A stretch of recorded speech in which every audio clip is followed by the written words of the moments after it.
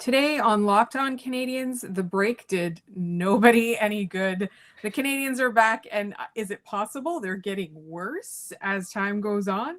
That's coming up on today's edition of Locked On Canadiens.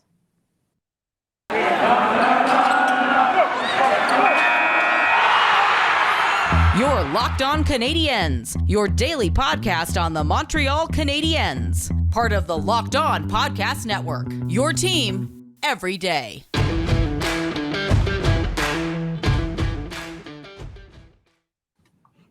Hi there, everyone, and welcome to episode 549 of Locked On Canadiens. Thanks, as always, for making us your first listen of the day, and you can also make us your first or last watch of the day now that we're on YouTube. Please find our podcast anywhere you get your podcasts or YouTube and subscribe on the platform that you prefer. My name is Laura Saba. I'm one of your hosts, and I'm joined, as always, by Scott Matla, who was just on Game Over with Andrew Berkshire. So if you get a chance, please check that out as well. They did it immediately after the game. So I've had a little bit of time to sit and stew over that Montreal Canadiens loss to the New Jersey Devils while Scott was talking about it. So I'm excited to see what kind of rants we come up with tonight, Scott. My first one is, oh my God, for a week off, this team played like crap. To not sugarcoat it, the Devils are on a back-to-back with their fifth choice goaltender, without their best player, without their star young forward, and they played last night, and the Canadiens had a week off.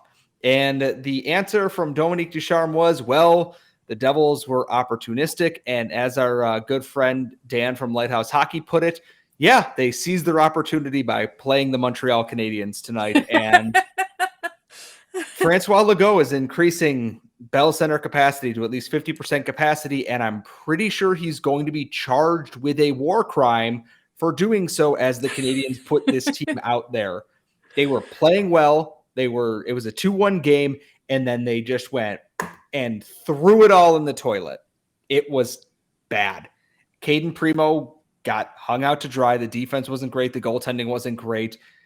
They built momentum, and then they couldn't score another goal when they needed it. It was 3-1, and I just kind of went, we're done here. It just got worse, and it was 7-1, and it's just we keep finding new lows on the season, and this is definitely one of those. It was tough because I had hopes that maybe they'll show us something, and all they showed us was their butt, and that was it. It was terrible. Just absolutely a miserable viewing experience for whatever 500 poor souls were in the suites for that game. So they're not poor souls if they're in the suites. They're rich souls. That's a very good point. It's the Bell Center. I forgot that there is more money than God in some of those suites. So that is that's on me. A few years ago, so this would be at least 6, 7, even possibly 10 years ago, I went on a tour of the Bell Center. A friend of mine was in town, and we decided to do touristy stuff. I think it would have been 2014-ish. And at that time, the suites per suite was about $1 million for the season. I shudder to think how much it costs now and how much is being literally lit on fire and thrown down the drain. Ooh, can I interrupt? Sure. If those suites are still $1 million, maybe they can take that $1 million and buy a goaltender who can stop a puck consistently at the NHL level. Oh, we are already off the rails, and we are 4 minutes into this podcast episode. I was going to bring up goaltending in 1 second, but I have to say that the point was made when you were on Game Over with Andrew Berkshire and Julian McKenzie was your counterpart. That once people start paying for tickets for these games, the Canadiens cannot afford to be like this. And they're going to have to answer for that. And so the date where the Bell Center is going up to 50% capacity is February 21st. And then by March 14th, they're hoping for full capacity. They at that time have said that they're not ready to lift the mask mandate or the Vaxport yet at that point, but there's a possibility that we're going to go back to November era, like November style, where you can fill the arena, but you're going to be wearing a mask and having to show your passport, which, I mean, the arena was still relatively full, not sold out like it used to be. It was still relatively full. Like, you're going to have all these people who aren't going to want to pay for tickets.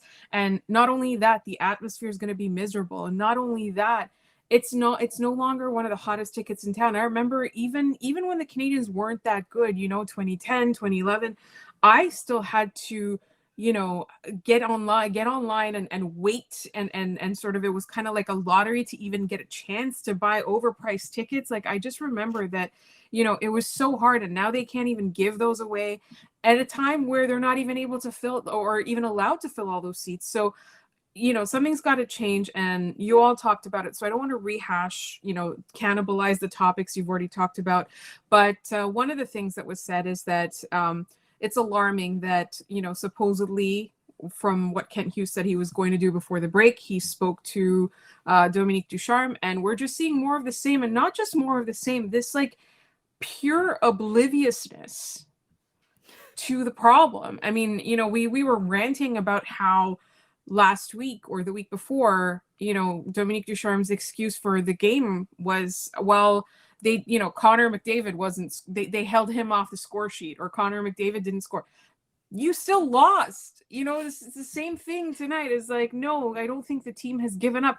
Well, they're playing like they've given up. So there's something that's lost there. Either like it's opposite day every day in Montreal Canadiens land, or like he's totally oblivious. How can you say that the team isn't playing like they've given up, where half of them know they're being shipped out, and they aren't even trying that hard to pad their own stats to go to a team that's going to be a contender where they're going to be able to win some games?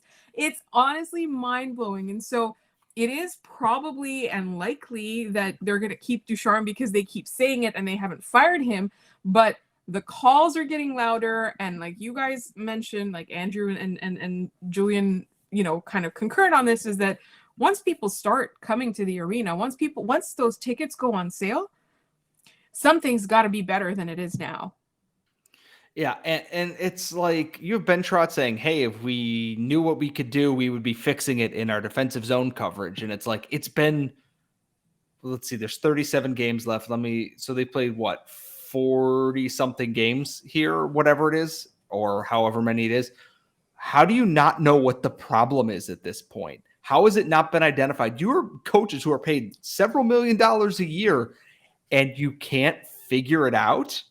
Come on. Like, you got to be kidding me on this. And I know there are guys who are getting shipped out, and there's this and there's that, but it's like, this team doesn't look like they give a crap most nights. Some guys do. Ryan Poehling was fantastic tonight. I thought Cole Caulfield looked good. That line looked really good. They played like 4 minutes.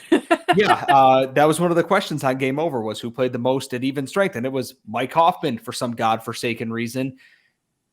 I don't know what to do, and I don't think they're going to fire the coach, but like, somebody's got to do something here, and it's just really, it's tough. Like, I don't know what this team is, and I don't know what they're going to be in the next future and everything. It's just really bad. Bad. Hopefully they're not going to be too bad for longer than this season. I mean, we're all embracing this rebuild, but you've got to see some sort of positive direction here. In the meantime, we are going to talk about a crazy, crazy night that was in the NHL. That's coming up in just one moment. But what's not crazy, crazy, crazy is taking care of your health and keeping your energy up. And one thing that we do here on Locked On Canadiens and across the Locked On Podcast Network is we take advantage of how delicious Built Bars are. Built Bar is a protein bar that tastes just like a candy bar. There are 18 delicious flavors on a regular basis, and then almost every day I'm seeing, they have special edition flavors that they rotate around, and fans love those. I love those, and they are all really high in protein, low in calorie, low in sugar, made with real chocolate, and delicious. They really are delicious, and I have one every morning to kind of keep me awake. I always forget breakfast, and you don't want to be sitting at work all day long and then, losing your train of thought. Like I kind of am now. I didn't have a Built Bar before the show, but you can use them before a workout. You can take them with you on a hike, for example. You can use them after your workout. They give you that energy, and they are so full of protein. And it truly, truly is a delicious, delicious protein bar. It's nothing like those disgusting protein bars that when I say the word protein bar, your mind conjures up this image of this sandy texture and this whey protein taste. That's not Built Bar. Built Bar really does taste like a treat, and you want to try them. So go to built.com and enter promo code LOCKED15 to get 15% off your order. That's built.com, and the promo code is LOCKED15 to get 15% off your order. Thanks again for making Locked On Canadiens your first listen every day. Make sure you check out Olympic Hockey Daily, presented by Locked On NHL. It's a bonus podcast covering all the action in Beijing. You can find it on the Locked On NHL podcast feed, and it's free and available wherever you get your podcasts. And our friends Rachel and Ann from Locked On Flyers and Locked On Predators, respectively, are kind of anchoring that. And at the same time, Erica Lindsay Ayala from Locked On Kraken is literally in Beijing covering. Like, she was at that game between the US and Canada yesterday, and she is offering her dispatches as well. So it's really cool. You should check it out. And obviously we are also catching you guys up on what's going on with the women's tournament. For example, Canada won yesterday, so it's a good thing we didn't make a bet, and that might be coming. It's early. I've made enough bets about any kind of hockey tonight, if you watched Game Over, where I have potentially to eat very, very hot chicken wings. Yes. And I haven't told Carly about this yet because she's upstairs sleeping, so she's going to find out when she listens to Game Over in the morning that I'm doing this to myself after doing the land, sea, and air on Thursday last week. So yeah, it's not ideal. If you were new to Locked On Canadiens, Scott is the resident food stunt guy. When he jinxed the Canadiens, so we made him eat a pickle, which he finds really gross. He then, I can't remember what he did, but he had to eat a fruitcake, which is another thing that he finds incredibly gross. And then when we hit episode 500, he had to chug a flaming hot Mountain Dew. All of these videos are available, by the way, and they will all be on the YouTube channel at some point. We're making a playlist just of Scott's food stunts. And then most recently, when we hit 100 subscribers on YouTube, he had a, land, air, and sea burger? Yeah, it's a Big Mac, a McChicken, and a Filet-O-Fish stacked together in one horrifying Franken sandwich that... I have to edit the video together. I haven't had the time to do that yet. It does exist. I have eaten it. If I could post it right on our Twitter, I would, but it is just me eating it. Took 4.5 minutes. So we promised that to our YouTube subscribers. So I think we should put it on YouTube first, but the other videos are out there on Twitter. We will put them on the Locked On Canadiens feed. And if we get 500 YouTube subscribers by March 1st at 11:59 Eastern, then I will have to do a food or drink stunt of my own. We have not figured out yet what that is, but we're going to put it to a vote and have our listeners decide. And so please subscribe on YouTube and tell your friends and tell people to subscribe to us wherever you get your podcasts as well. Anyway, tonight was a crazy night in the NHL. Do you want to start with how bad Mike Smith is, or do you want to start with Brad Marchand, or what are we going to talk about today? I didn't know Mike Smith did something stupid. I mean, I assumed he could. He's just bad. Oh, well, then that's just expected at this point. It's what happens when you sign a 40-year-old goalie to a 2-year deal. Who has a reputation for imploding. Just like his groin this season so far, Mike Smith is imploding in net. If he's bad, that's hilarious to me because it just drives up Jake Allen's asking price at the trade deadline for the Canadiens. Marchand. I don't want Jake Allen to go too. It's not like he's going to be any better off here getting pelted with pucks, every single night, 60 at a time. Let's start with Brad Marchand, who was having a game where he was being Brad Marchand within the rules, annoying but not bad. And then he punched Tristan Jarry in the back of the head, if I understood the video correctly. For no reason. Well, there's a reason. It's that he's Brad Marchand, and Brad Marchand is a jerk, to put it quite frankly.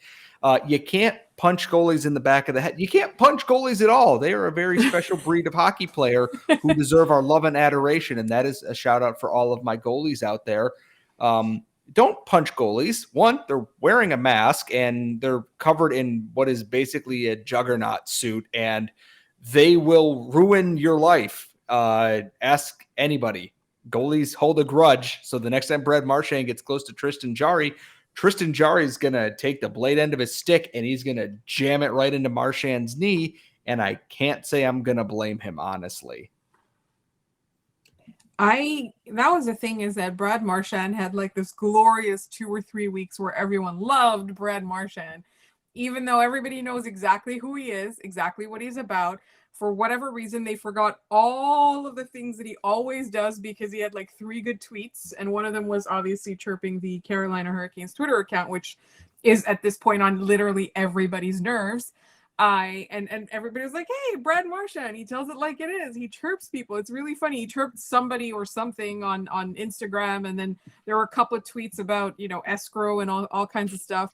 And he had a point. I mean, his tweets were good, but you can't just take like 3 tweets and then the rest of his body of work and have them cancel each other out.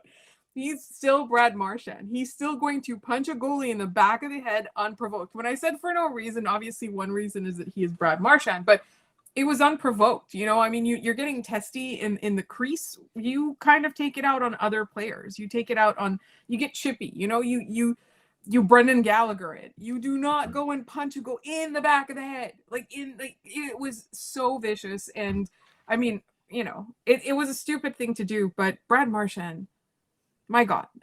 It's not even the dumbest thing that happened tonight, though, which is the most mind-blowing part of everything. Because Marchand's is dumb and suspendable, and he got a game misconduct for it, and he's going to be subject to George Parros doing nothing tomorrow. But Marcus Foligno kneed a man in the face while he was on the ice. Are men okay?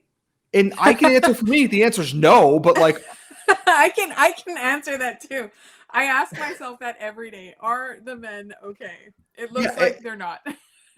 People are too emotional in sports. Marcus Foligno kneed a man in the face. And here's the thing is Jason Spezza's was bad when he did it in that game against the Jets, why are people kneeing Winnipeg Jets in the face? They're not the coward Mark Scheifele. So if you're going to do anything, hit him. When you get the chance. But I watched the clip and they're in a fight. I didn't see it from one angle, but the second angle is he pulls up and full on Pride FC MMA style, knees Adam Lowry in the face in a down position. Lowry's on his back when he does it. And my first thought is that's got to be 15, 20 games minimum, because you're wearing a bulletproof knee pad thing and driving it into somebody's face who's on the ice. Yeah, so you're going to snap his head back off the ice, which is bad, can crack his head, and you're going to knee him in the face with a plastic coated, Kevlar protected whatever, and you're going to bust his face up real bad if that connects any kind of thing. And you're wearing knives on shoes. All of it. The lack of thinking this through, he's thinking, I'm going to mess this dude's face up. And he tried. George Parros is going to be real busy tomorrow, and then he's going to do nothing because he's George Parros. But what in God's name, in a night where you had all these things happen, a 7-1 game is like the third craziest thing that happened tonight after these things happened. Just woof. Just woof, honestly. Not a banner night for the NHL. I would say that, the answer to your question, are men okay? The answer is obviously some men are not. I think that the lax treatment of these offenses in the past season and a little bit more, I'm saying it feels like they've gotten excessively lenient in the last 2 to 3 years. Before the first around the time of the first COVID shortened season is when I would say it started. And this is what happens. This is the kind of environment you breed when you do that. if you put your foot down, if you're a little bit heavier on the offenders, this is not going to happen. It's so upsetting.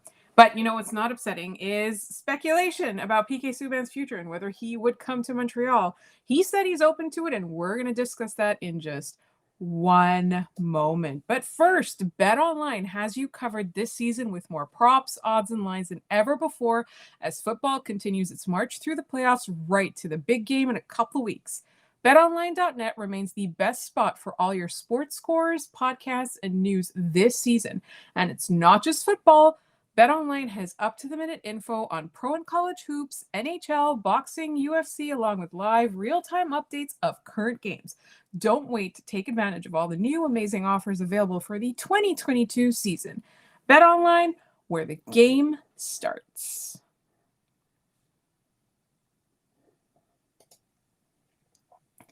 All right, Scott. Me.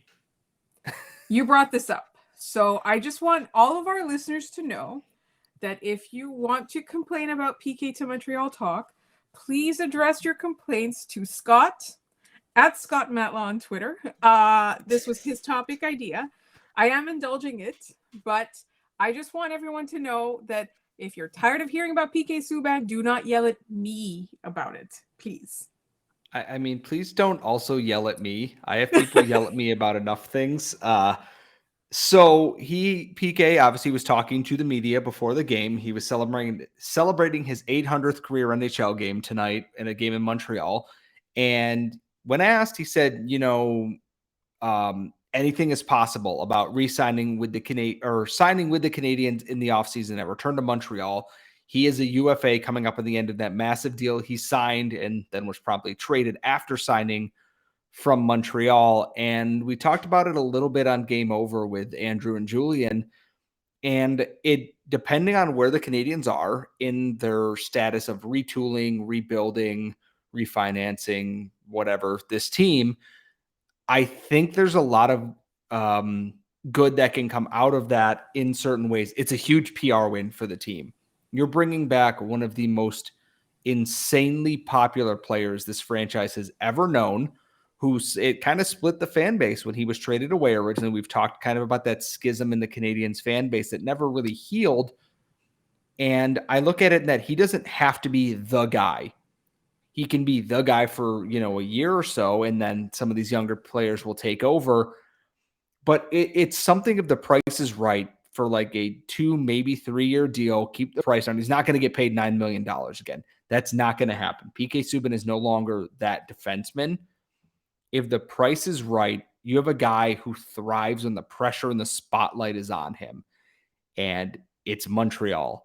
The spotlight is always on you in Montreal. We saw his best hockey that he's played in his career outside of that first season in Nashville was played in a Canadiens uniform. And honestly, what's the downside to bringing him back? This is a guy who, had to learn and thrive in this market here, being who he was. And I just think it makes too much sense to not at least explore the option. I'm not saying they should name him team captain. I'm not saying they should do this or that, but I do think there is legitimate reason for bringing him back. You have a guy who can run a power play unit, knows the city, is great with the fans, and is a huge ambassador for this team that is rehabbing its own image after everything that's happened following the Stanley Cup final run there. I think there's a lot of good to come out of that. And I think that it would help kind of get this team back on the way that it needs to go. And I really would like to see 76 in a Canadiens uniform again, just because, it brings back a lot of good memories. And if you're Jeff Molson and you're trying to make money after this pandemic and everything, you're going to sell boatloads of 76 jerseys and shirts and everything else in the Bell Center because PK Subban makes money for your team, truly, and always will. There's not many downsides, assuming the price is right for this. I think there's a lot of stuff at play. I feel like fans would love to see him come back. He has always been open about how he was always a lifelong Canadiens fan. His family's always been Canadiens fans, or at least his dad. And, it was a dream come true for him to play in Montreal. And I do think that when he was traded, it was not just a big shock for the fans, it was also a big shock for him. He did make the most of it in his years in Nashville, but obviously his body's taken a serious beating. And even when he got traded, there were a lot of there was a lot of speculation as to how durable he was going to be. People were always looking at, well, you got, the Shea Weber's long-term contract, and, PK Subban's the younger player, and he's got more upside and all of that. And at the same time, people were asking questions about how long he was going to last playing the physical style that he does. And the answer, I think, has become pretty evident in his decline. That doesn't mean he's useless. He always had talent. He was always skilled. He's just older and not at the same physical level that he was before. So obviously he would not command top defenseman money. It would be kind of a nostalgic thing. So there would definitely be it would be a lower cap hit, probably some interesting signing bonuses or targets, throughout the course of the way the contract is structured. Don't forget the Canadiens now have an agent or a former agent as their general manager. There's a lot of ways to structure contracts that he probably knows about that we are not privy to, or that we wouldn't guess would work. And it's a possibility for cheap, I think. It would make fans happy. But at the same time, you kind of have to ask yourself what direction the Canadiens are going in and see if that fits. Because even if he's taken a step back, even if he's much slower, even if he can't play physically the way that he used to, the style that he plays hockey is high risk, high reward. A lot of forecheck, a lot of speed, a lot of run and gun hockey. Like that, he was always criticized for allowing shots and allowing scoring chances, but at the same time, he was generating so much. And that's something that we want the Canadiens to do. Yes, we want them to be sound defensively, but we want them to be more daring. We want them to be faster. We want them to be more dynamic. We want them to be more creative. We want them to be an offensively minded team. And that's what Kent Hughes himself said, right? You've got to keep up with the better teams in the NHL, and all of them are going for skill and speed, while trying to build around a structure that is defensive enough that you can generate that offense. You can transition to that offense. And PK Subban perfectly fits in that. It's just that you can't rely on him more than let's say a third or fourth defenseman. Yeah, I'm not asking him to be the PK Subban that he was in his prime here when he won the Norris and he was leading this team in the 2014 playoffs and stuff.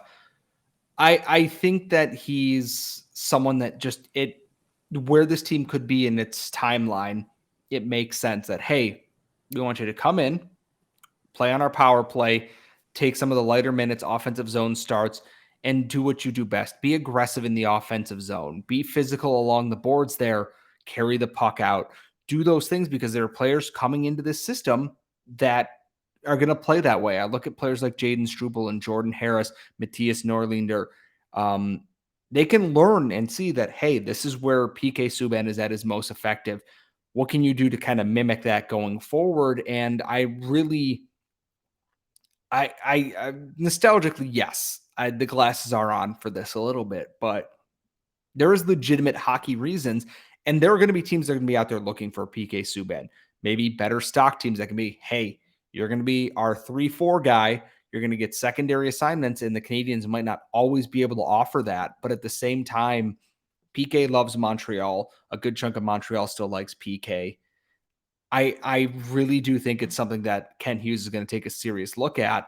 I don't think it's going to happen, but I do think that there's some legitimate reasoning to actually let this happen next season. I also think there's a ton of people that don't like PK Subban. They were the people that didn't like him when he was here, and they're never going to come around.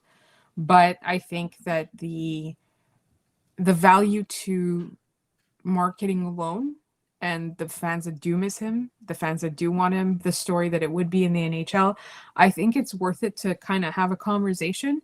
Maybe make sure you're not tying up too many years and too much of your cap, but for sure have that conversation with him, talk about his role or a potential role.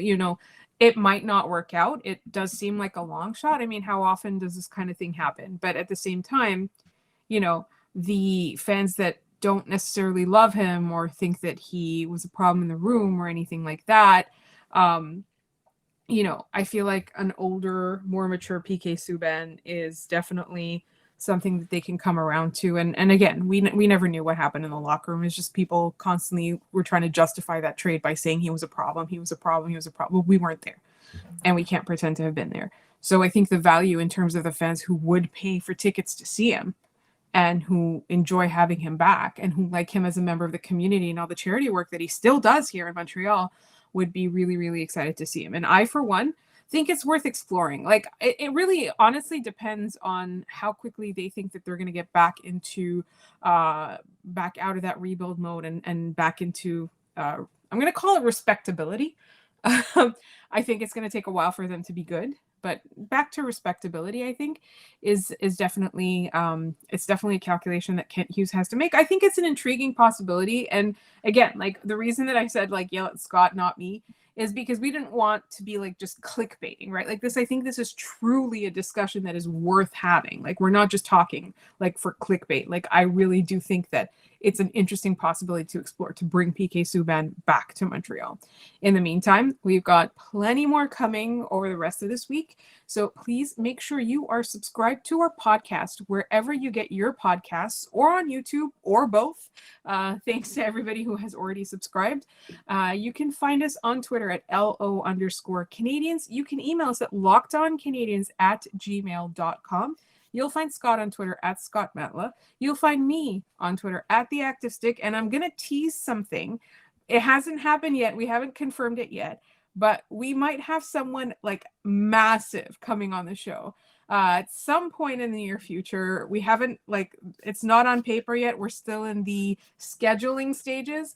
And it'll be in the coming weeks. So please stay tuned. In the meantime, if you liked this podcast, check out Locked On Bets, where they're absolutely killing it lately. And that is really where you want to get all your advice. Thank you so much for listening. We will talk to you tomorrow.